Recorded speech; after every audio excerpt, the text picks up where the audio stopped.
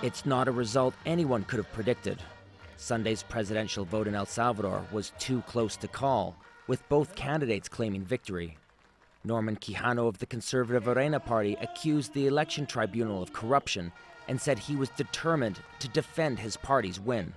No nos van a robar esta victoria. They are not going to rob us of this victory. We are going to fight if necessary with our lives. But democracy, we will enforce democracy. His opponent, Salvador Sanchez of the ruling socialist FMLN party, claimed the results clearly showed that his party won.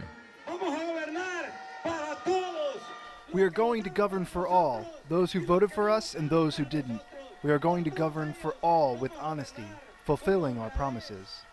Sanchez hopes to win on the back of his party's leftist policies. He intends to use a social agenda to jumpstart the economy and reduce violent crime. Quijano proposes using the military to get gangs off the streets and says private enterprise and foreign investment are needed to revive the economy. Pre-election polls tipped Sanchez to win the election by up to 15 points. But with returns in from more than 99% of the polling stations, just 6,600 votes separate the two men. The head of the electoral authorities asked the parties to refrain from claiming victory.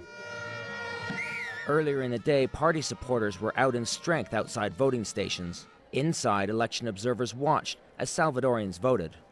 They said they were happy with the vote and reported that the process seemed transparent and fair. There has to be an official count that is going to start on Monday, and it's going to take 2 or 3 days before they're actually able to determine who the winner of this election is. Until then, Salvadorians will be left in limbo, having to wait until later this week to see who will run their country for the next 5 years. David Mercer, Al Jazeera, San Salvador.